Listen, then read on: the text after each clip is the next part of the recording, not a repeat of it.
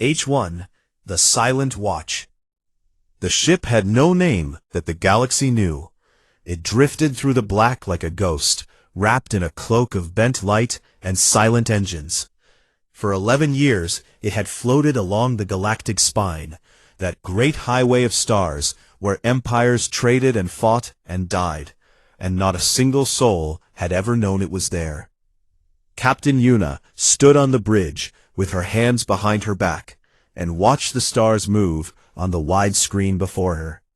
She was a small woman with sharp eyes and gray streaks in her black hair that had not been there when the mission began. 11 years will do that to a person.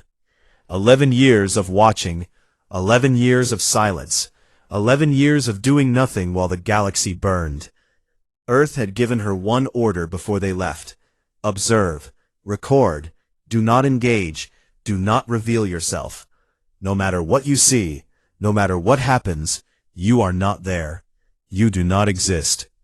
And so, the ISS Gwange did not exist. It was the most powerful warship humanity had ever built, and it sat in the dark like a stone at the bottom of a river, letting the current of galactic life flow over it without making a single ripple. Yuna had followed that order without question for the first 3 years. She had watched the Drokai collective expand across the outer rim, swallowing smaller civilizations the way a fire swallows dry grass. She had recorded their methods with cold precision. The Drokai did not conquer. They did not enslave. They harvested. They broke entire worlds down into raw energy and fed it into their fleet, growing larger with every system they consumed. By the 4th year, the recordings had become harder to make. Lieutenant Tejo, her second-in-command, had stopped watching the feeds altogether. He said he did not need to see another planet die. He already saw them when he closed his eyes. Tejo was younger than Yuna by 10 years. He had a round face and kind eyes that looked like they belonged to a teacher, not a soldier. When they had launched from Earth orbit, he had been eager and bright, full of belief that their mission meant something. Now he walked the corridors of the ship like a man carrying something heavy that no one else could see. Yuna understood. She carried the same weight, but she was the captain, and captains do not put down what they carry. The Gwangai had a crew of 412, engineers, soldiers, analysts, doctors. Every one of them had been chosen because they were the best at what they did, and because they could endure long silence. But no training could prepare a person for what they had witnessed from their invisible perch among the stars. They had watched the Drokai arrive at a world called Fenris 3. It was a small planet with blue oceans and white clouds, home to a peaceful species that had barely learned to travel between their own moons. The Drokai fleet appeared in orbit like a swarm of black insects. Within 6 hours, the oceans were boiling. Within 12, there was nothing left but a gray husk spinning in the void. Engineer Sujin had been the one to detect the energy readings. She was a quiet woman who rarely spoke unless she had something important to say, and when she had shown Yuna the data, her hands were shaking. The Drokai had converted the entire biosphere of Fenris 3 into fuel. Every tree, every ocean, every living creature, all of it turned into raw power to feed their engines. Yuna had stared at the data for a long time. Then she had filed it in the mission archive and said nothing. That was year 4. By year 7, the Drokai had consumed 32 worlds. The galactic community, such as it was, had done nothing. The great empires of the core systems sent messages of concern. They held councils. They debated. They expressed deep worry and sincere hope that the situation would resolve itself. It did not resolve itself. The Drokai grew stronger. Yuna watched. She recorded. She followed her orders. Sometimes at night, when the ship was on its rest cycle and the lights were dimmed to simulate an Earth evening, She would sit alone in her quarters and look at a photograph she kept in a small frame on her desk. It showed a city on Earth, bright and alive, full of people going about their ordinary lives. She would look at it and remind herself why she was here. Earth needed information. Earth needed to understand the threat. And when the time came, Earth would act. But the time never seemed to come. Taeho began to ask questions. Quiet questions at first, dropped into conversation like stones into still water. How many more worlds did they need to watch die? At what point did observation become something worse than silence? Yuna did not answer him. She could not. Because the truth was that she had been asking herself the same questions for years, and she did not have an answer either. By year 9, the Drokai had reached the inner territories. The great empires finally stopped debating and started fighting. It made no difference. The Drokai fleet was so vast now that it blocked out stars when it moved. Entire battle groups of allied ships vanished in minutes, converted to energy before they could even fire a second volley. The crew of the Gwange watched it all. They watched civilizations that had stood for 10,000 years crumble in days. They watched species go extinct in real time, their final moments captured in perfect detail by the ship's sensors. And still, Yuna's orders held. Observe, record, do not engage. Sujin came to Yuna's quarters one evening in the 11th year. She stood in the doorway and said 4 words that cut through the silence of more than a decade. Borealis 7 is next. Yuna looked up from her desk. Borealis 7 was a colony world, mixed species, 12 million inhabitants. It had schools and hospitals and parks where children played under an orange sky. The Gwange had passed close to it 2 years ago, and Taeho had spent an entire evening watching the surface feeds, smiling for the first time in months at the sight of ordinary life going on. How long? Yuna asked. The Drokai fleet will arrive in 19 hours, Sujin said. Yuna sat very still. She looked at the photograph on her desk. She looked at the stars on the screen. She thought about her orders, and she thought about what those orders had cost her and her crew, and every world that had burned while they watched. Then she stood up and walked to the bridge. 412 faces, tired and haunted and waiting. Taeho stood at his station with his kind eyes and his heavy shoulders, and he looked at her the way a man looks at someone when he already knows the answer, but needs to hear it spoken aloud. Yuna sat in her chair. She placed her hands on the armrests, and for the first time in 11 years, she felt the weight begin to shift. She did not give an order, not yet, but everyone on that bridge knew that something had changed. The silence that had defined them was beginning to crack, and through the cracks, something was rising. Something that the galaxy was not ready for. The last colony falls. The distress call came in at 0417 ship time, when half the crew was sleeping, and the corridors of the Gwange were dark and still. Taeho was on the night watch. He was sitting in the captain's chair with a cold cup of tea on the console beside him, staring at the star map the way he always did during the quiet hours, tracing the paths of dead worlds with his eyes. The signal cut through the silence like a knife. It was raw and broken, full of static and fear. A voice, high and desperate, speaking in the common galactic trade language that most species used when their own words were not enough. The voice belonged to a woman. She was calling from the surface of Borealis 7, and she was begging anyone who could hear her to come. Taeho sat up straight. His tea slid off the console and hit the floor, but he did not notice. He pressed his hand to the comms panel and let the signal fill the bridge. "They are here," the woman said. "The sky is black. We can see them. Please, there are children here. There are so many children. Someone please answer." No one answered. The galactic communication networks had gone quiet months ago. The great empires had fallen or retreated behind their own borders, sealing themselves away and hoping the Drokai would pass them by. There were no rescue fleets. There were no allied forces on the way. Borealis 7 was alone. Tahoe activated the ship's long-range sensors and put the image on the main screen. What he saw made his stomach turn. The Drokai fleet hung above Borealis 7 like a ceiling of black metal. There were thousands of ships, so many that they merged together into a single dark mass that blocked out the colony's sun. The orange sky that Tahoe had once watched with a smile was gone, replaced by a shadow that stretched from horizon to horizon. On the surface, 12 million people were looking up and seeing the end of everything.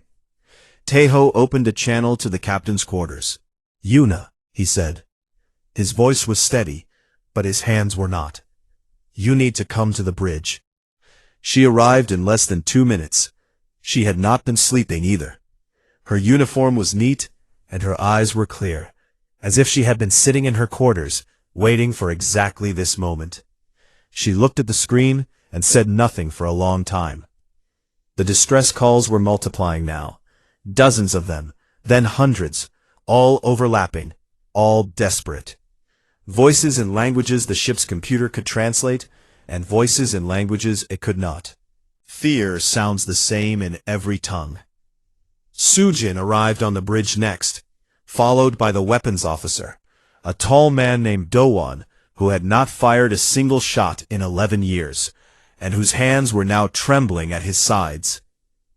The navigation officer, a woman named Haun, took her seat and began calculating distances and angles without being asked, as if her body already knew what her mind had not yet accepted.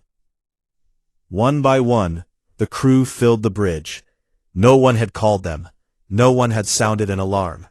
They simply came, drawn by something they could not name, pulled from their beds and their posts by the same invisible thread. Yuna stood in front of the main screen with her arms at her sides. The Drokai fleet had begun its work. The first harvesting beams lanced down from the ships above, striking the surface of Borealis 7 in columns of white light. Where the beams touched, everything dissolved. Buildings, roads, forests, life. A new voice broke through the static. It was smaller than the others, a child. "Mama, the light is coming. Mama, I am scared."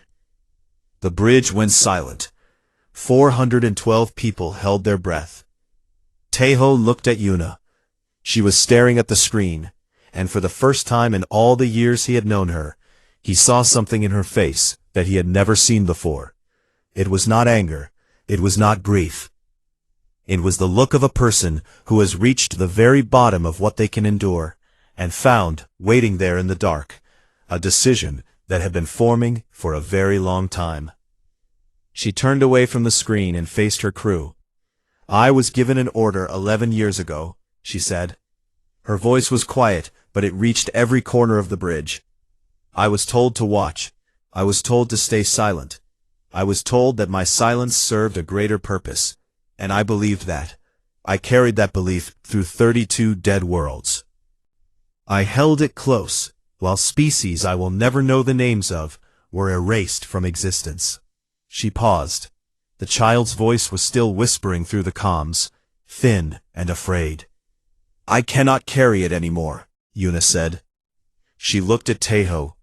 He met her eyes and nodded once, slowly, the way a man nods when he has been waiting years for someone to say what he could not say himself. She looked at Sujin, who was standing at her engineering station with tears running down her face. Her hands were already moving across the controls, preparing systems that had been dormant for over a decade. She looked at Dohan, whose trembling hands had gone still and whose jaw was set like stone. She looked at Haeun, who had already plotted a course and was waiting with her finger above the activation key. Yuna looked at all of them, every face on that bridge, and she saw the same thing in each one. The unbearable weight of watching was finally being set down. and in its place was something harder and sharper, and infinitely more dangerous. Purpose. Yuna sat in her chair. She gripped the armrests. She took one long breath and let it out slowly. "Decloak," she said. The word was barely more than a whisper, but it moved through the ship like a shockwave. Systems that had been asleep for 11 years roared to life. The lights on the bridge shifted from dim blue to bright white. Consoles that had shown nothing but sensor data for a decade now displayed weapons arrays, shield configurations, and targeting systems so advanced that most of the galaxy did not even have theories about how they worked. The cloaking field around the Guangge began to collapse. Layer by layer, the bent lights straightened. The silence that had hidden them for 11 years peeled away like old skin, and underneath it was something the galaxy had never seen. Fully armed, fully powered, and very, very angry. Sujin's voice came over the intercom, calm and precise, despite the tears that were still wet on her cheeks. "All systems online. Reactor at full output. Weapons charged. Shield harmonics stable." Dowan's hands moved across the weapons console with a speed and certainty that surprised even him. "All batteries locked on the Drokai fleet. Gravity lance is hot." Heian's voice was steady. "Course plotted. We can be in weapons range in 4 minutes." Tejo looked at the screen. The Drokai were still harvesting. They had not noticed. They had no reason to notice. Nothing in this part of the galaxy could threaten them. Nothing in any part of the galaxy could threaten them. They did not know about humans. Yuna leaned forward in her chair. The child's voice had gone silent on the comms, replaced by a hiss of static that might have been the end of a life or the end of a transmission. There was no way to know, but there was a way to answer. "Take us in," Yuna said.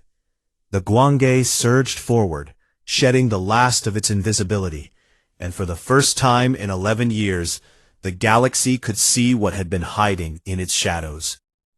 It was not a rescue. Yuna knew that.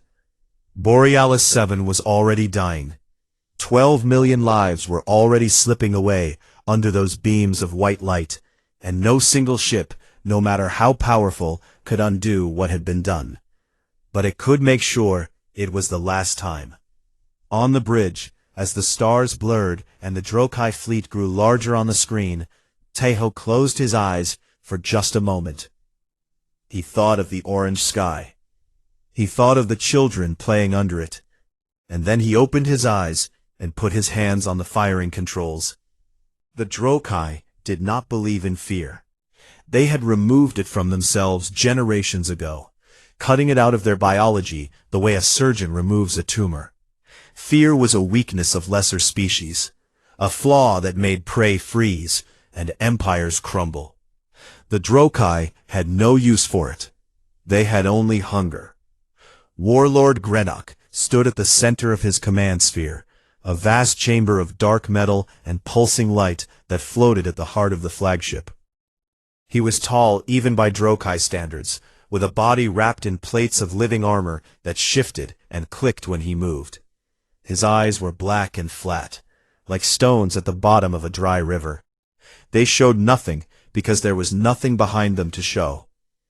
The harvest of Borealis 7 was going well.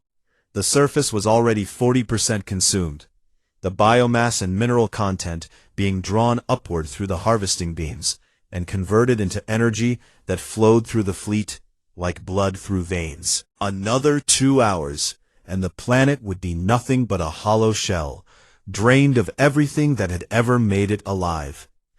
Greenock watched the process with the mild satisfaction of a machine that is working as designed. This was the 409th world the collective had harvested since the Great Expansion began. Each one made the fleet stronger.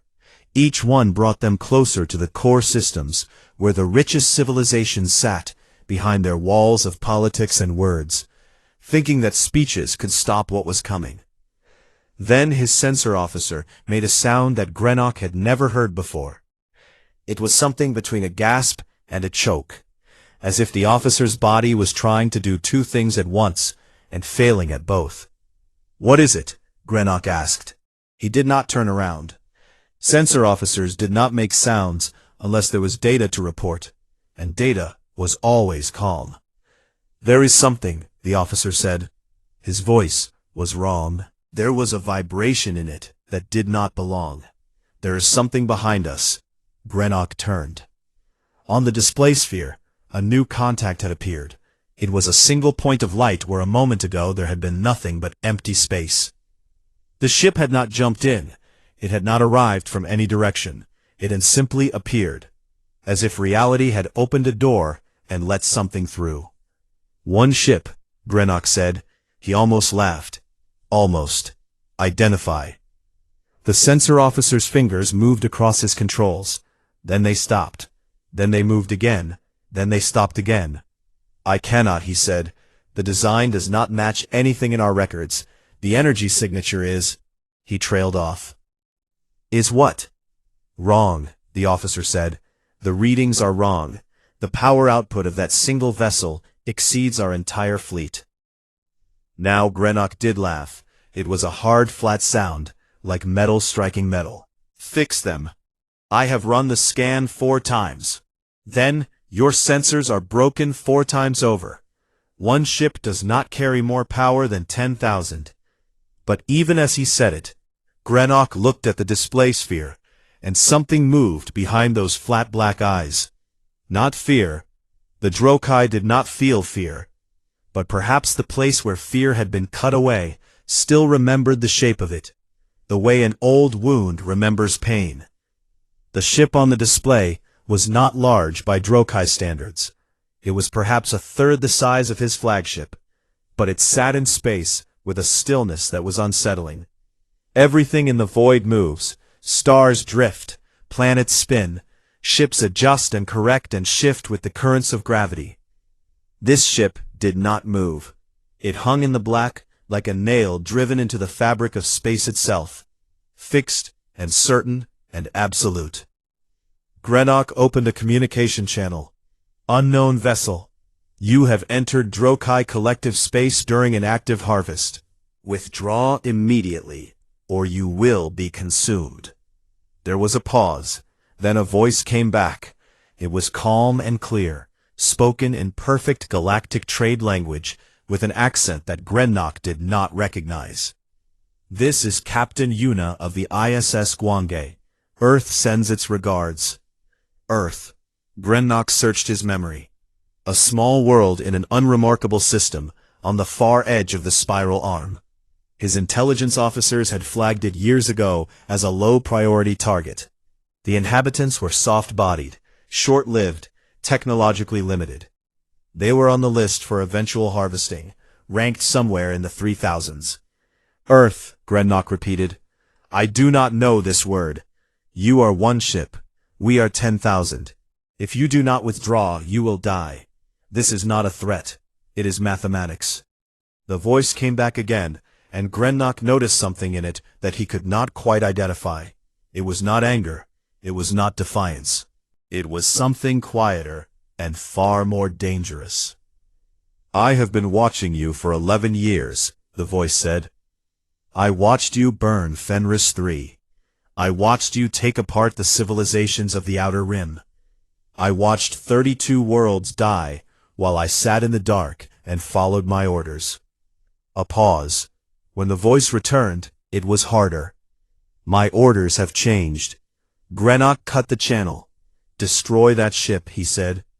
He said it the way he would say anything, without emotion, without hesitation, the way you swat an insect. The nearest 100 Drokai warships turned their weapons on the Gwange and fired. The combined energy of their beams was enough to crack a continent. It was enough to boil a sea.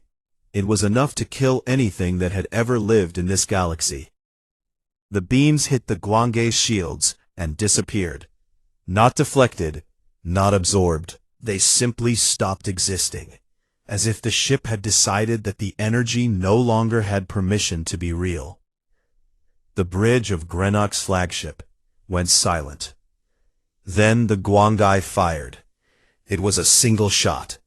One pulse from a weapon that the Drokai had no name for, because they had never imagined that such a thing could exist. It crossed the distance between the Guangai and the nearest moon of Borealis 7 in less than a heartbeat. The moon split apart, not shattered, not cracked, split, cleanly and completely, as if a god had drawn a line through its center and told the two halves to go their separate ways. The pieces drifted apart in silence, revealing a core of molten rock that glowed orange against the black of space. Every sensor in 3-star systems screamed. Every species with the technology to detect energy signatures felt the pulse wash over them like a wave. On worlds that were light years away, astronomers looked at their instruments and then looked at each other with wide, confused eyes. On the bridge of the Guangai, Dohan exhaled slowly and looked at his console. "Gravity leads discharge at 6% power," he reported. His voice was remarkably calm for a man who had just cracked a moon in half with a fraction of his weapon's capability. Tejo stared at the screen. The Drokai fleet had stopped. 10,000 warships, the most feared armada in the history of the galaxy, and they had simply stopped, hanging in space like a swarm of insects that had just encountered a flame. Yuna sat in her chair and watched. She gave the Drokai exactly 30 seconds. She gave them 30 seconds to process what they had just seen, to recalculate their mathematics, to understand that every assumption they had made about their place in the universe had just been proven wrong. Then she opened the channel again. "That was 6%, she said. "I want you to think very carefully about what 100% looks like." Greenock stood in his command sphere and stared at the space where a moon had been. The living armor on his body had gone still. His flat black eyes were fixed on the empty space where rock and iron and history had existed a moment ago and now did not. The Drokai did not believe in fear. They had cut it out of themselves. But they had not cut out the ability to recognize when something was wrong. And something was very, very wrong. One ship, one shot, one moon, gone. And the voice on the other end of the channel was calm. That was the worst part. Greenock had heard the voices of 1,000 species in their final moments. They screamed. They begged. They raged. This voice did none of those things. It was the voice of someone who had made a decision a long time ago, and was now simply carrying it out, step by step, with the patience of a species that had spent 11 years learning exactly how to be angry. For the first time in his long and violent life, Greenock felt the ghost of something stirring in the place where fear had once lived. And he understood, with a clarity that cut through everything he had ever believed about himself and his kind, that mathematics was no longer on his side. The reckoning. Greenock did what every predator does when it meets something bigger than itself. He attacked harder. It was not stupidity, it was biology. The Drokai had been built for one purpose across 100 generations of selective breeding and genetic modification. They consumed. They grew. They did not retreat. Retreat was a concept they had removed from their species along with fear and mercy and every other soft thing that might slow the machine of their expansion. So Greenock turned his entire fleet toward the Guangai and ordered a full assault. 10,000 warships opened fire at once. The barrage was so intense that the space between the fleet and the human vessel became a solid wall of energy. Stars behind the Guangai were blotted out by the sheer density of the attack. It was the greatest concentration of firepower the galaxy had ever seen, enough to crack planets and dim suns and end anything that stood in its path. Yuna watched it come. On the bridge of the Guangai, the forward screen was nothing but white light. The sound of the ship's shields was a low hum, steady and unbothered, like the purring of a cat that has been gently poked and does not consider it worth the effort of moving. Shield status? Yuna asked. Sujin looked at her console. 99.7% integrity, she said. Shall I compensate for the 0.3? Don't bother, Yuna said. Taeho would have smiled if the situation were not what it was. Instead, he focused on his tactical display. 10,000 ships, each one a monster that had killed worlds. And against them, one ship that was sitting still and taking their best punch, the way a mountain takes rain. Grenok's fleet poured fire into the Gwange for a full 3 minutes. In those 3 minutes, they expended more energy than most civilizations produced in a year. When they finally stopped, their weapons overheated and their capacitors drained. The Gwange was exactly where it had been before. Undamaged, unmoved, unimpressed. My turn, Yuna said. She looked at Dahwan. The weapons officer had spent 11 years maintaining systems he had never fired, running simulations in the dead of night, preparing for a moment he had been told would never come. His hands were steady now. His eyes were clear. He had been waiting for this his entire life, and he did not intend to waste it. Target their harvesting ships first, Yuna ordered. Those beams do not touch that planet again. Dahwan's fingers moved. The gravity lance pulsed. The first harvesting beam over Borealis 7 went dark as the ship generating it folded inward. It did not explode. It did not burn. The gravity lance worked on a principle that most galactic civilizations would not understand for another 1,000 years. It simply told the space inside the target to become smaller. Much, much smaller. The Drokai harvesting ship, a vessel half the size of a small moon, compressed into a point the size of a grain of sand, and then vanished. One moment it was there, the next moment it was a memory. The second harvesting ship followed, then the third, then the fourth. Sujin was routing power from systems the ship did not need. Life support on the lower decks was reduced to minimum. Every spare watt was pushed into the weapons grid and the shield generators, creating a feedback loop of destruction and protection that made the Gwange burn brighter on every sensor in the region.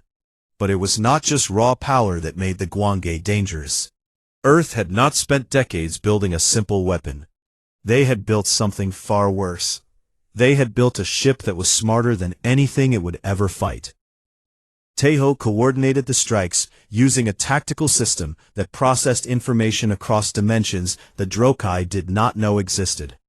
While the Drokai saw 3 dimensions of space and 1 of time, the Gwange's system saw 11, and they used every single one. The Drokai flagship is trying to retreat behind its escort formation, Taeho reported.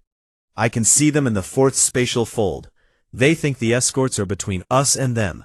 They are wrong. Show them, Yuna said. Taeho targeted the flagship directly. The gravity lance fired through a dimensional angle that the Drokai could not perceive, bypassing 10 layers of escort ships as if they were not there. The shot struck the flagship's engine section and removed it from existence with surgical precision. Grenok's command sphere shuddered. Alarms blared in frequencies that the Drokai used for the most severe emergencies, sounds that most of his crew had never heard in their lives. The flagship was crippled, hanging dead in space while its engine section simply was not there anymore, as if it had never been built. Around him, the fleet was dying. The Drokai warships tried everything. They scattered, hoping to overwhelm the Gwange with targets. But Dowan fired the lance in rapid pulses, each one finding its mark with a precision that should have been impossible. Then, by the 100, they tried to concentrate their fire again, linking their weapons into a single beam of combined power. The beam struck the Gwange shields and achieved nothing. Sujin adjusted the shield frequency once, almost as an afterthought, and the beam actually began feeding energy back into the ship's systems. They are charging our batteries for us, Sujin said. There was no amusement in her voice. There was no satisfaction. She said it the way a person states a fact about the weather. The Drokai tried to jump away, engaging their faster-than-light drives to flee the system. Heian had anticipated this. She activated the Guangge's spatial lock, a system that wrapped the entire star system in a field that made faster-than-light travel impossible. The Drokai ships that tried to jump found themselves going nowhere, their engines screaming against a wall they could not see or understand. They were trapped. "Keep firing," Yuna said. Dowan kept firing. The battle, if it could be called a battle, lasted 47 minutes. During those 47 minutes, 10,000 Drokai warships were reduced to nothing. Some fought until the end. Some tried to surrender, broadcasting signals of submission that they had learned from the species they had conquered, using words they had never needed before. Yuna recorded those signals. She filed them in the same archive where she had stored 11 years of screams and distress calls and the voices of children who were no longer alive.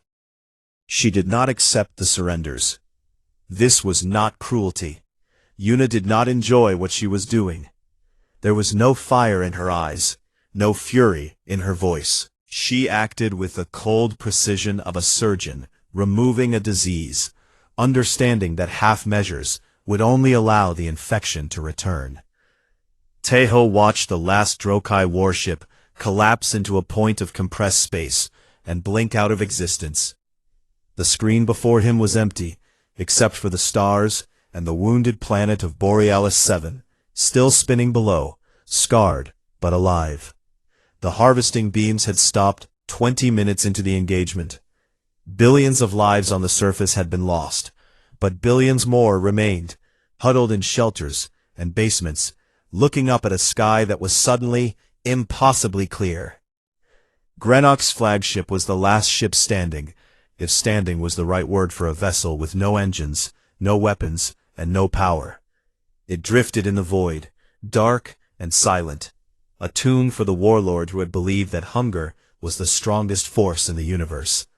Yuna opened a channel to the flagship. "Can you hear me?" she asked. There was a long silence. Then Greenock's voice came through, and for the first time, it was not flat. It was not empty. There was something in it that the Drokai had tried to cut out of themselves and failed. Something old and deep and inescapable. "What are you?" he asked. Yuna considered the question. She thought about the 11 years of silence. She thought about the 32 worlds she had watched die. She thought about the child's voice on the comms, whispering about the light. "We are the answer," she said, "to what happens when you take too much." She cut the channel and looked at Dowan. "Finish it," she said. The flagship vanished, and the space where 10,000 warships had been was quiet again. Quiet the way the galaxy had not been quiet in a very long time. Quiet like a held breath. Quiet like the moment before everything changes. Sujin leaned back from her console and closed her eyes. Taeho set his hands flat on his station and stared at them. Heiyun released the spatial lock and let the stars breathe again. Yuna sat in her chair and looked at the wounded world below. It would survive. It would heal. But it would never forget what had happened here, and neither would she. The reckoning was done, but the message had not yet been sent. The silence after. The galaxy did not learn what happened at Borealis 7 through official channels. There were no official channels left. The great empires that had once filled the stars with their voices and their laws and their endless debates had gone quiet, retreated behind their borders like animals hiding from a storm. The communication networks that had once linked a billion worlds were mostly dark, filled with nothing but static and the echoing ghost signals of civilizations that no longer existed. The galaxy learned through whispers. A trader passing through the Borealis system noticed that the Drokai fleet was gone, not retreated, not relocated. Where 10,000 warships had blotted out the stars, there was nothing but empty space and a wounded planet slowly spinning below. still alive against all probability. The traitor told another traitor, who told a dock worker, who told a pilot, who told a station master, who told anyone who would listen. The story moved through the galaxy the way fire moves through dry grass, fast and unstoppable, growing with every telling. A single ship had done it. One ship, appearing from nowhere, had destroyed the entire Drokai fleet in less than an hour. No one knew where it came from. No one knew who built it. No one knew how it was possible. But the name spread. Guange, an Earth word, from a species most of the galaxy had dismissed as irrelevant. On the bridge of that ship, Yuna sat in her chair and stared at the stars. The battle was 12 hours behind them, and the crew had settled into a strange, heavy quiet that was different from the silence of the cloaking years. That silence had been a prison. This silence was something else. It was the silence of people who have done something enormous and are still trying to understand its shape. Taeho brought her tea. He set it on the armrest of her chair without a word, and stood beside her, looking at the same stars. They had known each other for 13 years, counting the 2 years of training before the mission began, and they had long ago passed the point where silence between them needed to be filled. The Drokai had other fleets, Taeho said after a while. I know, Yuna said. 17 more, spread across the galaxy, some larger than the one we destroyed. I know. They will come looking for us. Yuna picked up the tea and took a sip. It was hot and bitter, the way she liked it. That is the idea, she said. Down in engineering, Sujin was already preparing for what came next. She moved between consoles and conduits with the focused energy of a person who has found the thing she was made to do. For 11 years, her job had been to keep the ship hidden. Now her job was to keep it fighting, and the difference had unlocked something in her that burned bright and steady. She checked the gravity lance capacitors. Full charge. She ran diagnostics on the shield harmonics. Perfect. She reviewed the power distribution across all systems and made small adjustments that would squeeze another 2% of efficiency from the reactor. 2% did not sound like much, but Sujin understood what 2% meant when your baseline was enough energy to crack moons. Dohwan was in the weapons bay, running maintenance on systems that had performed beyond every specification. He worked in silence, his hands moving with the careful attention of a man who respects his tools. The gravity lance had fired more times in 1 hour than all of its simulations had accounted for across the entire mission. It had not failed. It had not wavered. It had done exactly what Earth had built it to do. Heiyun was at the navigation console, mapping the locations of every known Drokai fleet in the galaxy. 17 fleets, thousands of ships in each one, spread across a volume of space so vast that the human mind could barely hold it. She plotted courses to each one, calculating travel times and approach vectors and optimal engagement windows. It would take years to reach them all. That was fine. They had spent 11 years learning patience. Yuna finished her tea and set the cup down. She looked at Taeho. Open a channel, she said. All frequencies, every band. I want every species in this galaxy to hear what I am about to say. Taeho hesitated for just a moment. Not out of doubt, out of the understanding that what happened next would change everything. Then he turned to his console and opened the broadest communication channel the Guange was capable of producing. The signal went out in every direction at once, carried on frequencies that ranged from simple radio waves to quantum-entangled pulses that could cross the galaxy in seconds. It reached the hidden bunkers of fallen empires. It reached the trading stations where merchants huddled in the dark, waiting for the end.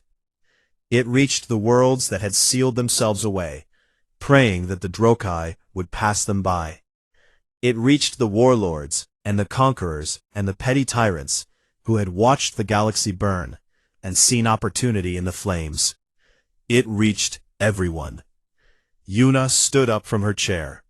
She straightened her uniform. She looked into the communication sensor and spoke with a voice that was calm and clear and carried the weight of every world she had watched die. "This is Captain Yuna of the ISS Gwange, representing the people of Earth.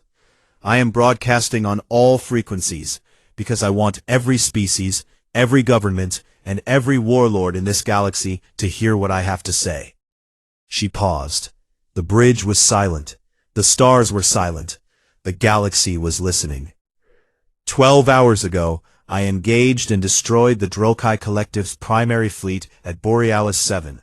10,000 warships, all of them, in less than 1 hour. I did this with a single ship. She let that settle. She gave the galaxy time to absorb it, to process it, to feel the weight of it. Then she continued.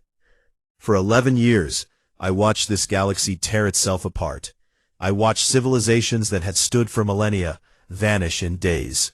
I watched billions of lives extinguished, while the powerful did nothing and the strong preyed on the weak. I watched, and I recorded, and I stayed silent, because those were my orders." Her voice hardened, not with anger, with something colder and more permanent. "Earth remembered every world that burned. We recorded every signal, every scream, every child's voice calling for help that never came. We built our ships in silence, behind a veil that none of you knew existed, and we built them for this moment." She took a breath. "The Gwange is not the only ship Earth has built. It is the first. There are others, and they are already in position throughout the galaxy. You cannot see them. You cannot detect them. They have been with you for years, watching, the same way I watched, waiting for the word." She looked at the stars on the screen. She thought about Sujin's shaking hands when she first showed her the data from Fenris 3. She thought about Taeho's kind eyes growing harder year by year. She thought about 412 people who had carried an impossible weight in perfect silence because Earth had asked them to. "The word has been given," Yuna said. "The rest of the fleet is still cloaked. You will not see them unless they choose to be seen. But they are there, in your systems, in your skies, beside your worlds. They are everywhere." She paused one final time. When she spoke again, her voice was soft, almost gentle, and somehow that made it more terrifying than any shout could have been. "Earth does not want your territory. We do not want your resources. We do not want to rule this galaxy. But we will no longer watch it burn. The harvesting is over. The conquering is over. If you prey on the weak, we will find you. If you burn worlds, we will answer. You will not see us coming. You will not hear us approach. But we will be there." She sat back down in her chair. "This is the only warning you will receive." The channel closed, the signal ended, and across the galaxy, silence fell. On 100 worlds, warlords who had built their power on violence and intimidation looked at their fleets and felt something they had never felt before. Their ships were still there. Their weapons were still armed, but the space around them suddenly felt different, heavier, watched. Every shadow, every empty patch of sky, every quiet corner of their sensor displays now held the possibility of something invisible and impossibly powerful sitting just beyond their ability to see. One by one, they began to stand down. It did not happen all at once. The galaxy was too large and too broken for that. But it happened. Day by day, system by system, the predators began to pull back. Fleets that had been preparing to strike at vulnerable worlds changed course. Warlords who had planned invasions quietly canceled them. Empires that had been eyeing their neighbors' territory suddenly discovered a deep and sincere commitment to diplomacy. No one knew if the invisible ships were real. No one knew if Earth was bluffing. But no one was willing to find out. On the bridge of the Gwange, Taeho stood beside Yuna and looked at the stars. The galaxy was still broken. It would take generations to heal, if it ever did. But for the first time in a very long time, the bleeding had stopped. Do you think they believed you? Tejo asked. Yuna looked at him. There was something in her eyes that might have been exhaustion or might have been peace. After 11 years, the two looked very much the same. It does not matter if they believed me, she said. It matters that they are afraid. Then he nodded slowly, the way he always did when he understood something important. And the other ships? He asked. Are they real? Yuna picked up her empty teacup and looked at it. She turned it in her hands. She set it back down. I suppose, she said, they will have to wonder about that. She leaned back in her chair and closed her eyes. Around her, the Guanga hummed with quiet power, drifting through the stars like a ghost, like a promise, like the held breath of a species that had learned to be patient and dangerous, and above all, unwilling to look away ever again. The galaxy had chosen extinction when it chose to ignore the suffering of the weak. Humanity had chosen to answer. And somewhere in the dark, something cloaked and silent and immeasurably powerful shifted in its sleep. Or perhaps it was already awake. Perhaps it had been awake for a very long time. The galaxy would never know for certain, and that was exactly the point.